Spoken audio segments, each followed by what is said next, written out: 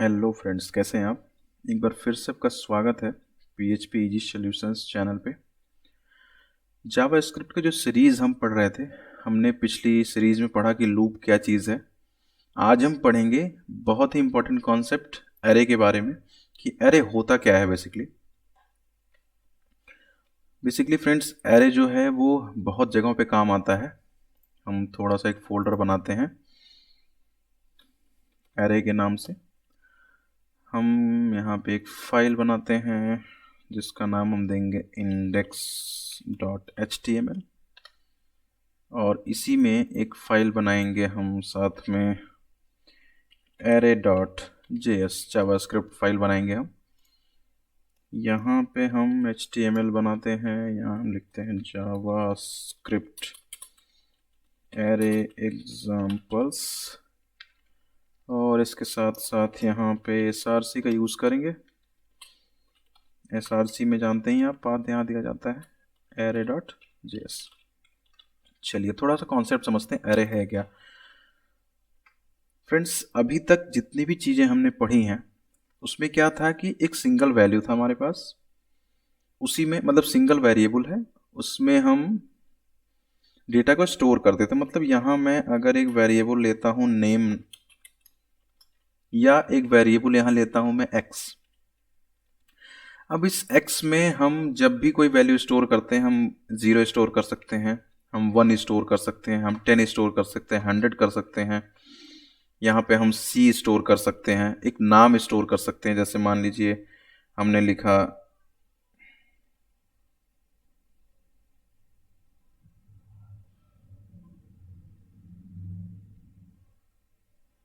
हम यहाँ एक नाम स्टोर कर सकते हैं, जैसे हमने लिखा यहाँ दिनेश। मतलब मेरे कहने का, यहाँ जब भी कोई वैल्यू स्टोर करेंगे हमेशा एक ही वैल्यू हम यहाँ स्टोर कर सकते हैं एक वेरिएबल में। ठीक है। अगर मुझे एक दूसरी वेरिएबल दूसरा वैल्यू बनाना है तो मुझे एक नई वेरिएबल का यूज़ करना पड़ेगा। जैसे कि सपोज करिए मैंने यहाँ पे ले लिया एक नेम नाम का वेरिएबल, इसमें दिनेश डाल दिया। अब मुझे दिनेश की एज स्टोर करनी तो मुझे एक नई वेरिएबल लेनी पड़ी 24। मुझे उसकी सिटी डिफाइन करनी है तो एक नई वेरिएबल लेनी पड़ी। मैं कह रहा हूँ सिटी सपोज दिल्ली। यहाँ पे मैंने 3 वैल्यू बनानी थी मुझे, और इन तीनों वैल्यू के लिए हमें अलग अलग वेरिएबल डिक्लेयर करने पड़े।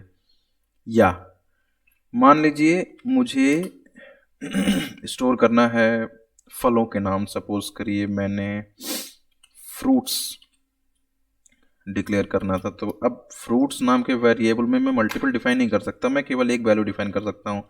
चाहे वो एप्पल डिफाइन करूँ, चाहे वो मैंगो डिफाइन करूँ, मुझे कुछ और बनाना है तो मैं इसी को कॉपी करता हूँ। मैंने फ्रूट्स 1 बनाया एक वेरिएबल, यहाँ मैंने मैंगो बना दी।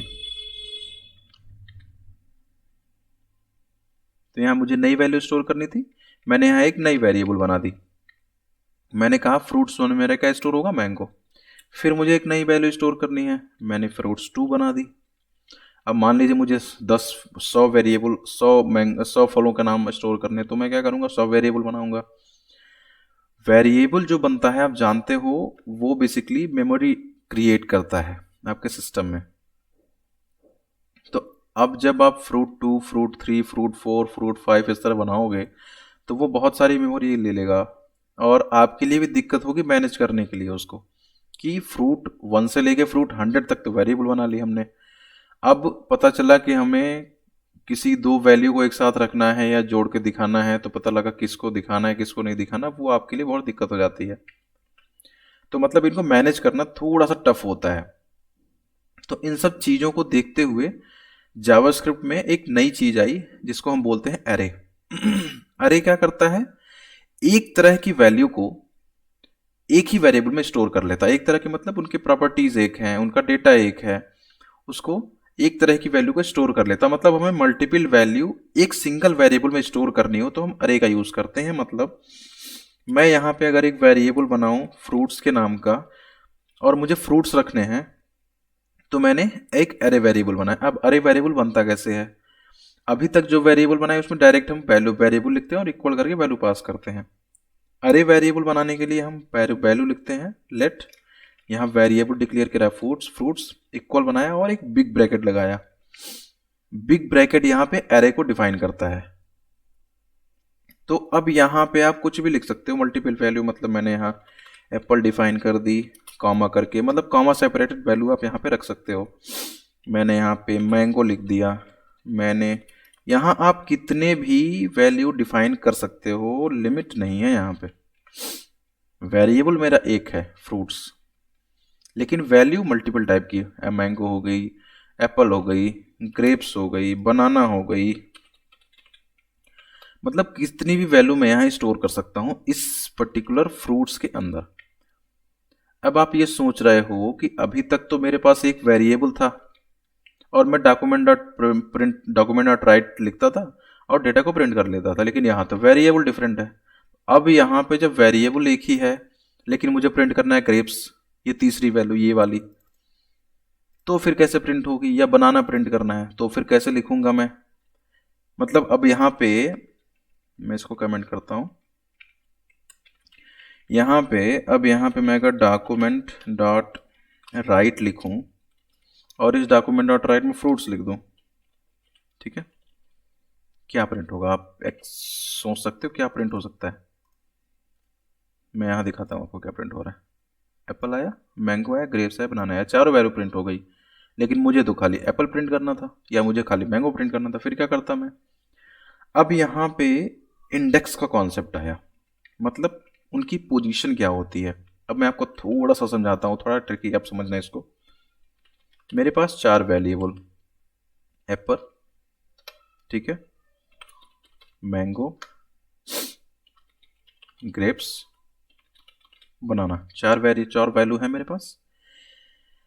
ये देखो, मैंने पहले एप्पल लिखी फिर मैंगो, जैसा कि यहाँ पे लिखा हुआ है, मैंने उसी लाइन में उसी क्रम में लिखा हुआ है। अब यहाँ एप्पल जो है उसकी जो पोजीशन मानी जाती है एरे में, सबसे पहली वैल्यू जो होती है उसकी पोजीशन 0 होती है। हमारे अनुसार वो 1 है। मैं ये समझ रहा हूँ 1 2 3 4 चार वैल्यू है मेरे पास, लेकिन अगर मैं पोजीशन की बात करूं तो 0 पे क्या है? एप्पल। एरे की जो पोजीशन शुरू होती है वो स्टार्ट पोजीशन हमेशा 0 होती है। यानी अगर मैं ये कहूं कि 0th पोजीशन पे फ्रूट्स की जो फ्रूट्स नाम का जो वेरिएबल है उसमें 0 पोजीशन पे क्या है तो एप्पल, पहली पोजीशन पे क्या है? मैंगो, दूसरी पोजीशन पे क्या है? ग्रेप्स, और तीसरी पोजीशन पे क्या है? बनाना। टोटल चार वैल्यू है, नो डाउट, 1 2 3 4 मुझे दिख रहा है, चार वैल्यू है।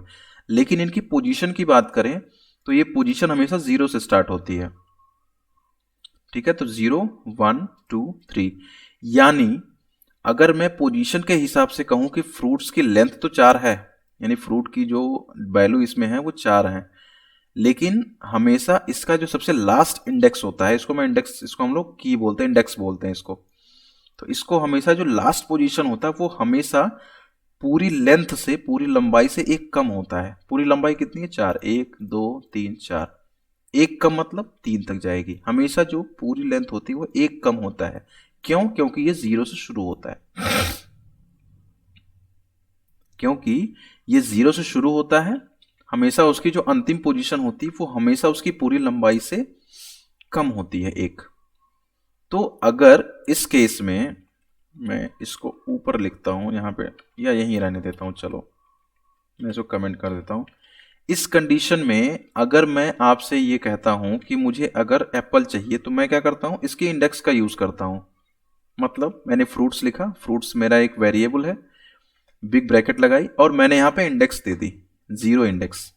0 पोजीशन पे क्या है? एप्पल। तो मेरा क्या प्रिंट होके आएगा? देखो यहाँ पे एप्पल पहले प्रिंट करनी है तो मैंने फ्रूट्स पे पहले रखा, क्या आएगा? मैंगो। दूसरे नंबर पे क्या है? ग्रेप्स। तीसरे नंबर पे क्या है? बनाना। अब यहां आप देखो, एक एरे वेरिएबल इंडेक्स के बेसिस पे चल रहा है, जैसा कि मैंने आपको बताया कि हमेशा स्टार्ट कहां से होता है? 0 से। पहली वैल्यू क्या होगी? 0, 0 इंडेक्स पे, दूसरी, तीसरी, चौथी। अब यहां पे एक फंक्शन होता है कि मुझे ये, अब ये चीज आप नॉर्मली प्रिंट कैसे कर सकते हैं तो मैं आपको दिखाता हूं। अब जैसे यहाँ फ्रूट्स है, ठीक है, मैं इसको यहाँ कमेंट कर देता हूँ फिलहाल, अभी मैं इसको नीचे लिखता हूँ। फ्रूट्स है, अब मुझे चारों फ्रूट्स प्रिंट करने, फिर क्या करूंगा मैं? मेरे पास फिर प्रॉब्लम आ गई। मैं फिर अब चार स्टेटमेंट लिखूँ यहाँ पे जैसा मैंने यहाँ पे लिखाया, एक बार में तो एक ही स्टेटमेंट में डेटा प्रिंट होता है। आप जैसा कि आप जानते ही हो कि मैं यहाँ 0 लिखूंगा तो हमेशा एप्पल आएगा, लेकिन मुझे मैंगो भी दिखाना है, ग्रेप भी दिखाना है। तो अब या तो मैं इस तरीके से लिखूं, 2 आया और यहाँ पे 3 आया, या तो मैं इस तरीके से लिखूं, ये चारों वैल्यू। अब यहाँ पे देख रहे हो आप, अब यहाँ फिर मैं क्या करूं, फिर मैं प्लस लगाऊं, फिर मैं यहाँ पे ये ब्रेक लगाऊं, यहाँ पे इस तरीके से लगा दिया। अब ये क्या करेंगे, अब ये अलग अलग लाइनें प्रिंट हो जाएंगे, एप्पल, मैंगो, ग्रेप्स और बनाना, चारों वैल्यू। लेकिन इसका एक और भी आसान तरीका है। आसान तरीका ये कि मुझे मल्टीपल टाइम ना लिखना पड़े। तो याद है हमने लास्ट में पढ़ा था लूप, पिछली क्लास में, पिछली वीडियो में हमने पढ़ा था लूप के बारे में। लूप क्या करता है, एक फिक्स पोजीशन है हमारी, उसको इटरेट करता है एक सिंगल पोजीशन को। तो अब हमारे पास पोजीशन क्या है, हम क्या प्रिंट कर रहे हैं, ये इंडेक्स। इंडेक्स क्या करता है, हमेशा एक इंक्रीमेंट होती तो पहले इसकी जो वैल्यू है वो एक इंक्रीमेंट ही के तो है, यानी 0 है, फिर 1 है, फिर 2 है, फिर 3 है, तो वैल्यू एक एक इंक्रीज है। तो हम क्या करते हैं, एक फॉर लूप लगाया या वाइल लूप लगाया या डू वाइल लूप, जैसा कि आपकी इच्छा हो जो भी लगाने की आप यहाँ लगा सकते हो। तो मैंने यहाँ क्या किया, एक वेरिएबल बनाया x नाम का। हमने कहा 0 से, क्यों, क्योंकि 0 से हमारी स्टार्ट होती है। क्या, जो पहली इंडेक्स है वो कहाँ से स्टार्ट हुई, 0 से। जाना कहाँ तक है, तो अब मैं आपको एक चीज पहले बता दूं। वैसे पहले मैं प्रिंट कर लेता हूं, कितनी वैल्यू है टोटल, हमारे पास टोटल कितनी वैल्यू है, 4। तो हमने यहाँ क्या लिख दिया, 4, मतलब 0 से लेके लेस देन 4, मतलब 4 बार चलेगा। क्यों कि 0 से स्टार्ट हुआ है, लेस देन 4 मतलब 3 तक चलना, 0 से 3 मतलब 4 वैल्यू हो गई। सेमीकोलन लगाई, x को प्लस प्लस किया। हमने यहाँ क्या किया, एक स्टेटमेंट सिंपल लगाऊंगा मैं, सिंपल सा स्टेटमेंट, हमें वैल्यू प्रिंट करनी थी। फ्रूट्स लिखा हमने, इंडेक्स में हम x दे देंगे।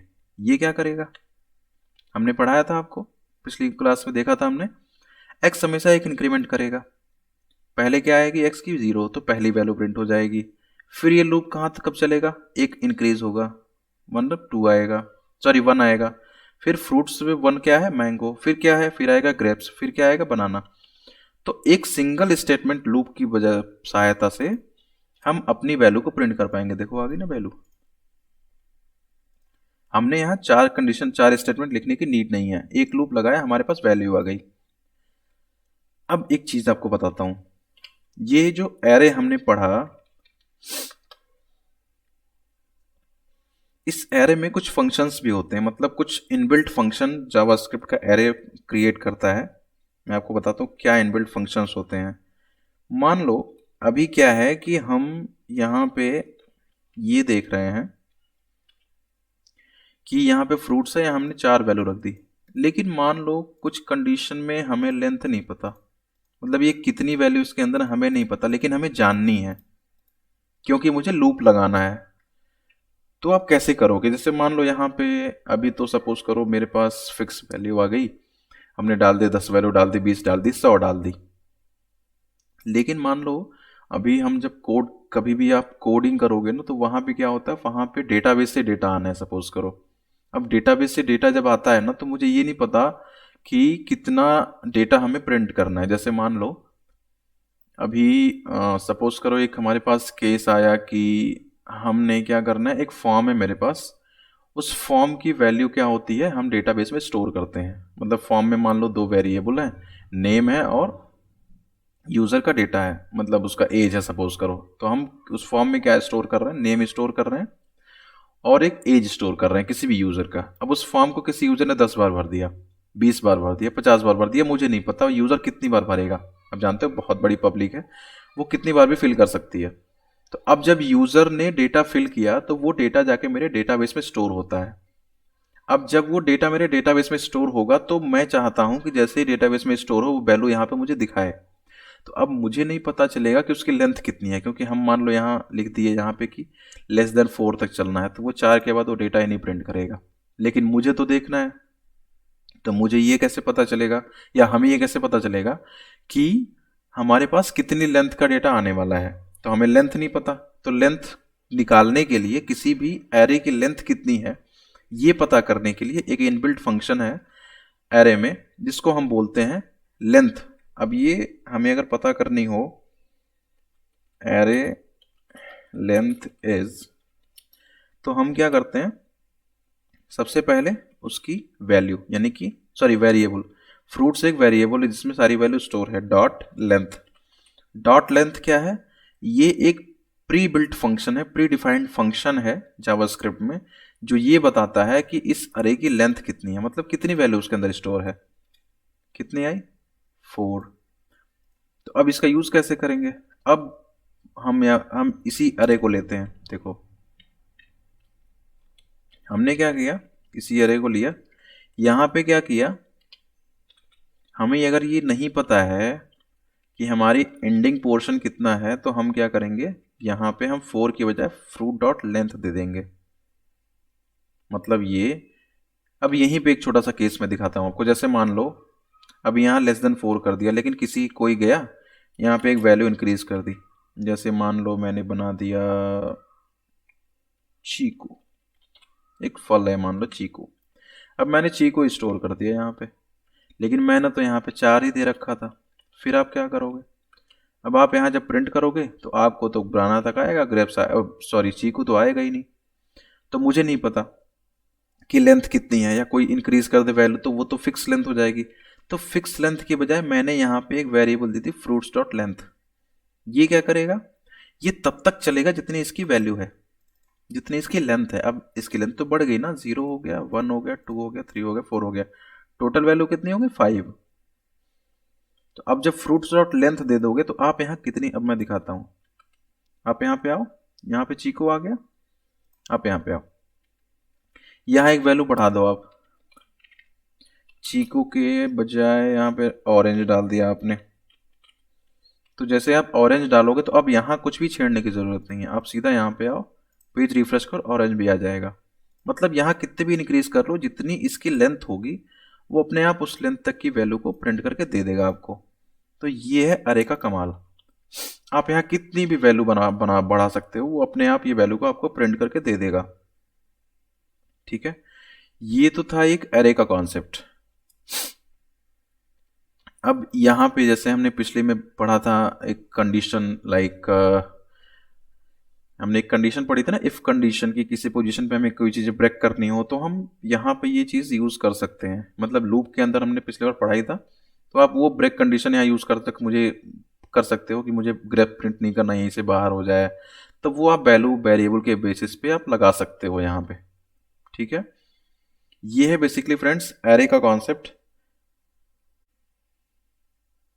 अभी हम क्या करते हैं, एक नई चीज़ देखते हैं एरे के साथ साथ। एरे क्या हो गया, यहाँ पे हमने डिफाइन कर दिया, हमने एक एरे वेरिएबल डिफाइन कर दी जिसमें मल्टीपल वैल्यू लग सकते हैं। लेकिन सपोज करो मुझे एक कंडीशन है मेरे पास कि मुझे एक यूज़र का डेटा स्टोर करना है। मतलब मैं एक एरे कॉन्सेप्ट लेता हूँ, एक यूज़र है, सपोज करो पर्सन नाम का मेरे पास एक वेरिएबल है, और मैंने क्या किया, एक एरे डिफाइन कर दिया। मतलब मैंने उसका यहाँ, ये ज़रूरी नहीं कि आप एक सेम डाटा स्टोर करो, आप अलग अलग डेटा भी स्टोर कर सकते हो। मतलब यहाँ पे मैंने लिख दिया दिनेश, फिर मैंने क्या किया, यहाँ लिख दिया 24, सॉरी यहाँ लिख दिया मैंने दिल्ली। अब ये जो है ये 3 अलग अलग डेटा हैं, अलग अलग टाइप के डेटा हैं पहली बात तो, और ये एक ही पर्सन के डेटा हैं।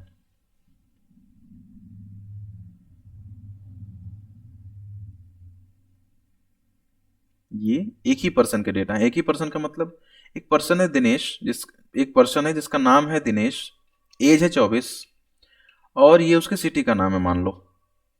अब यहाँ पे ये 3 अलग अलग डेटा हैं, ये हमें समझ में आ रहा है कि ये 3 अलग अलग डेटा हैं, लेकिन अगर आपको यूज़र को दिखाना हो तो आपको तो नहीं पता कि किस पोजीशन पे एज आ जाएगी।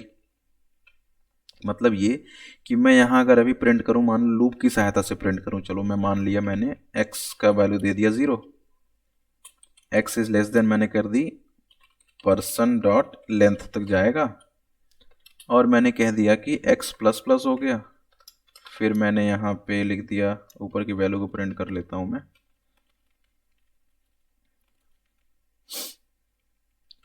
मैंने यहाँ लिख दिया पर्सन, ये प्रिंट तो कर देगा, ये कभी मना नहीं करेगा आपको प्रिंट करने से। इसने दिनेश लिखा, 24 लिखा, दिल्ली लिख दिया। लेकिन मुझे अगर मीनिंगफुल डेटा प्रिंट करना हो तो मतलब मैं ये मान के चल रहा हूँ कि नेम एज, ठीक है, पहले पे नेम आ जाएगा। अब यहाँ मैं डेटा भी चेंज नहीं कर सकता, ये देख रहे हो आप। यहाँ अगर मैं ये दिखाना चाहूँ कि नाम क्या है, फिर ये एज है, ये सिटी है, तो मैं यहाँ नेम इज लिख दिया तो ये हमेशा नेम इज प्रिंट करेगा कि नेम इज ये, नेम इज 24 और नेम इज दिल्ली। मैं अलग अलग डेटा प्रिंट नहीं कर सकता, या फिर मैं सेपरेटली डेटा प्रिंट करूँ जैसे 3 अलग अलग स्टेटमेंट्स में बिना लूप के, जैसा कि हमने यहाँ पे कर रखा है कि डॉक्यूमेंट डॉट राइट नेम 0 पे आ गया, एज 1 पे आ गया और दूसरे नंबर पे क्या आ गया, सिटी। और यहाँ एक प्रॉब्लम और भी होगी। जैसे प्रॉब्लम क्या होगी मैं दिखाता हूँ। मान लो ये डेटा मैंने यहाँ कॉपी कर ली, मैं इसको हटा देता हूँ, मैं इसको इस तरीके से प्रिंट करता हूँ। सपोज मैंने कहा 0 पे नाम है, इसी को 2 बार और कॉपी कर लिया, ये डेटा हो गया एज का, और ये डेटा हो गया मेरे पास एज के बजाय सिटी का।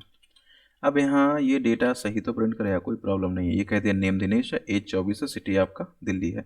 लेकिन वैल्यू ही बदल गई।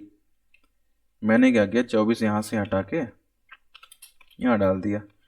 अब हमने नीचे चेंज नहीं किया, अब ये होगा गड़बड़। नाम तो दिनेश आ गया, एज आ गया दिल्ली, सिटी आ गया 24। तो अब यहाँ पे ये हमें प्रॉब्लम आ गई। इस तरह का डेटा अगर मुझे मेंटेन करना हो तो मेरे लिए बड़ी दिक्कत हो जाएगी। हमें ये नहीं पता चलेगा कि किस पे क्या प्रिंट करना है, ठीक है। तो इस तरह के डेटा को मैनेज करने के लिए हमारे पास एक थिंग्स आती है जिसको हम बोलते हैं ऑब्जेक्ट, ठीक है। अब ये कैसे काम करता है मैं दिखाता हूँ आपको। मतलब ये कि मैंने एक पर्सन नाम का ऑब्जेक्ट क्रिएट किया। अब ऑब्जेक्ट क्रिएट कैसे करते हैं, जैसे आप अरे बनाते हो तो हमेशा बिग ब्रैकेट में रखते हो, इसी तरह ऑब्जेक्ट बनाएंगे तो करली ब्रेसेस के अंदर वैल्यू रहती है। कभी भी कोई वैल्यू, ये कभी भी कोई वेरिएबल डिक्लेयर है जिसके इक्वल करके वो करली में डिफाइंड है, मतलब वो एक ऑब्जेक्ट है। ऑब्जेक्ट हमेशा दो चीजों पे चलता है, एक होती है की, एक होती है वैल्यू। यानी कि पहले हम डिफाइन करेंगे की, उसकी की क्या है, सब्जेक्ट क्या है, नेम है, वो एज है या डेटा क्या है। उसके बाद हम डिफाइन करते हैं कोलन देके, फिर डिफाइन करते हैं वैल्यू क्या है। यानी कि हमेशा की और वैल्यू पे सारा चीज चलता है। और मल्टीपल डेटा आप इस एक ऑब्जेक्ट वेरिएबल में स्टोर कर सकते हो। मतलब ये कि मैं यहां डिफाइन करूं तो मैं क्या लिखूंगा, नेम, मतलब नेम क्या है, दिनेश। तो मैंने यहां क्या हो गया, नेम हो गया मेरा क्या, की क्यों, कि मुझे कभी भी अभी तक क्या होता था मैं आपको बताता हूं। अब यहां नेम आ गया, फिर मैंने यहां एज लिख दी 24, और मैंने यहां पे दे दिया सिटी, इसकी वैल्यू हो गई दिल्ली। अब इसका फायदा क्या मैं आपको बताता हूं।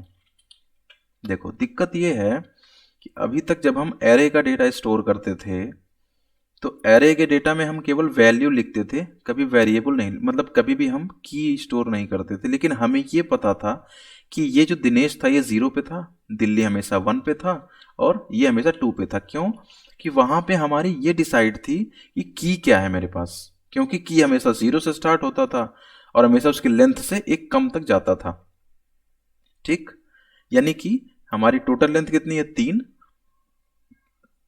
हमारी अंतिम इंडेक्स क्या होगी, 2, क्योंकि ये 0 होगा, ये 1 होगा, ये 2 होगा, ठीक है। लेकिन पर्सन अब वहां पे क्या है, अब ये चीज यहां पे बन गई ऑब्जेक्ट। अब आप यहां पे तो 0 में लिख सकते हो कि ये दिनेश है, लेकिन यहां पे 0 में हो जाएगी दिक्कत, क्योंकि ये एरे नहीं है, ये ऑब्जेक्ट है। तो यहां पे अब यही दिक्कत होती थी कि अब यहाँ पे मान लो दिनेश है, यहाँ मैंने दिल्ली कर दिया, 24 कर दिया, पता लगा 24 को इधर ला दिया या दिने 24 को पहले कर दिया, तो हमें ये पता नहीं चलता था कि हमारा इंडेक्सिंग किस बेसिस पे चलेगी। तो अब यहाँ पे अगर मैं इस चीज़ को प्रिंट करना चाहूँ एक नॉर्मल में, जैसे यहाँ मैंने स्टेट में प्रिंट किया है, तो मुझे अगर नेम को प्रिंट करना है तो पर्सन है, यहाँ पे हम डॉट लगाते हैं। ऑब्जेक्ट हमेशा डॉट से चलता है। डॉट के बाद क्या लगाएंगे, कौन सा इंडेक्स प्रिंट करना है, इंडेक्स सॉरी कौन सा की प्रिंट करनी है। की क्या है, नेम है। की क्या है, एज है। की क्या है, सिटी है। तीन की है, नेम है, एज है, सिटी है। नेम प्रिंट करना है तो पर्सन डॉट नेम लिख दिया मैंने। एज प्रिंट करनी है तो पर्सन डॉट एज लिख दी मैंने। मतलब की जो होती है ये डॉट से डिफाइन होती है यहाँ पे। इन तीनों को आप प्रिंट करके देख लो। देखो यहाँ पे आ गया ना, नेम आ गया दिनेश, एज आ गया 24 और सिटी आ गया दिल्ली। अब इसमें आपको कभी भी दिक्कत नहीं होगी, क्यों, एज आपने उठाया यहाँ लगा दिया, तो अब क्या होगा, अब भी कोई दिक्कत नहीं है। क्यों कि हमारे पास इस की पे ही जो डेटा है वो गड़बड़ नहीं होना चाहिए। मतलब की हमारा जब भी डेटा इधर उधर होगा तो हमेशा की के साथ जाएगा। तो जब भी की प्रिंट होगी तो हमें कोई दिक्कत नहीं होगी, चाहे वो आप इधर आगे रख दो चाहे उसको पीछे रख दो, कोई दिक्कत नहीं होगी। डेटा आपका एज यूजुअल प्रिंट होगा जैसा कि आप चाहते हो। लूप में आपको इसको प्रिंट करना है तो मैं आपको लूप का एग्जांपल दे देता हूँ। मैं इसको कमेंट कर देता हूँ, मैं फॉर लूप लगाया। अब यहाँ पे एक नया लूप बताता हूँ मैं आपको। अभी तक आपने फॉर लूप पढ़ा है, एक नया लूप बताता हूँ। ऑब्जेक्ट में अगर कोई आपका डेटा है एज ए ऑब्जेक्ट और आपको प्रिंट करना है तो एक ऑप्शन होता है फॉर इन लूप। मैं लिख देता हूँ यहाँ पे फॉर इन लूप होता है एक। ये क्या करता है, ये कैसे, ये हमेशा ऑब्जेक्ट पे काम करता है। कभी भी आपको ऑब्जेक्ट प्रिंट करना हो तो ये काम करता है। तो यहाँ मैंने डिफाइन कर दिया एक्स इन। यहाँ पे आपको लिखना होगा कि आपका वेरिएबल क्या है ऑब्जेक्ट का। पर्सन नाम का वेरिएबल है, करली लगाई, ओपन किया, यहाँ पे स्टेटमेंट लिखा। अब स्टेटमेंट में मैं आपको दिखाता हूँ, ये बंद कर दो आप। एक्स हमेशा जब भी प्रिंट करोगे ना यहाँ पे ये हमेशा आपको ये बताएगा कि आपका इंडेक्स क्या है। मैं आपको दिखाता हूँ, ये आप प्लस लगा लो और यहाँ पे एक थोड़ा मीनिंगफुल डेटा। एक्स हमेशा आपकी की को डिफाइन करेगा, इस चीज़ को हमेशा ध्यान रखना आप। देखो नेम आया, सिटी आया, एज आया, तीन ही आपके पास इंडेक्स थे। नेम था, एज था, सिटी था। वही यहाँ पे बता रहा, नेम है, सिटी है, एज है। अब ये 1 बाई 1 जैसा जिस रो में लिखा हुआ है, जिस क्रम में, वो क्रम आपको बता रहा है। तो एक्स क्या करता है, एक्स आपका ये डिफाइन करता है कि आपका की क्या है। तो मैंने कहा यहाँ नेम आ गया, प्लस लगाया, हम थोड़ा मीनिंगफुल नाम बनाते हैं, कोलन लगाया, प्लस लगाया। हमने क्या किया, हमने लिखा पर्सन डॉट, सॉरी यहाँ डॉट नहीं लगेगा, यहाँ पे हमेशा वैल्यू जाएगी एज ए एरे जैसे हम लिखते हैं। तो पर्सन बिग ब्रैकेट में एक्स लिख दिया। तो ये क्या करता है, ये हमारी वैल्यू को प्रिंट कर देगा जैसा कि हम चाहते हैं। ठीक है, देखो नेम आ गया दिनेश, सिटी आ गया दिल्ली, एज आ गया 24। फायदा क्या हुआ आपका, आपको यहाँ ये नहीं बताना कि आपका कहाँ तक जाना। जो हम इंक्रीमेंट ऑपरेटर याद है फॉर में लगाते थे, वो फॉर इन लूप में लगाने की जरूरत नहीं, क्योंकि यहाँ पे वो स्टार्टिंग टू एंडिंग ऑब्जेक्ट तक जाना ही है उसको। वो स्टार्ट से एंड ऑब्जेक्ट तक जाएगा और आपके सारे डेटा को प्रिंट करके दिखा देगा। तो ये है फ्रेंड्स फॉर इन लूप, जो आपका बेसिकली ऑब्जेक्ट के लिए काम करता है।